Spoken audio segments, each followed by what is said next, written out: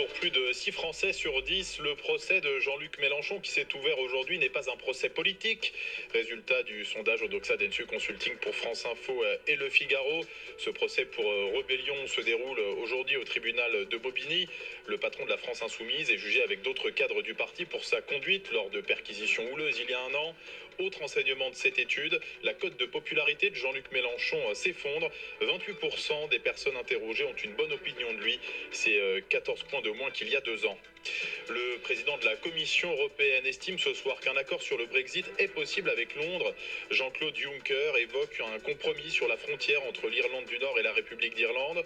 Bruxelles pourrait se satisfaire d'un rétablissement d'une frontière si les échanges commerciaux demeurent facilités, qu'il n'y ait notamment pas de contrôle douanier. Avec un faux billet sur vous, vous êtes sûrement fait avoir. Avec 2, en revanche, vous êtes suspect. Et c'est fort de cette logique que les policiers du Doubs sont remontés à un couple. Plusieurs commerçants de Pontarlier se sont plaints d'avoir été payés avec de fausses coupures. Au domicile des mises en cause, les enquêteurs ont retrouvé 20 000 € en faux billets de vin. Les suspects reconnaissent les avoir achetés pour financer les besoins du quotidien.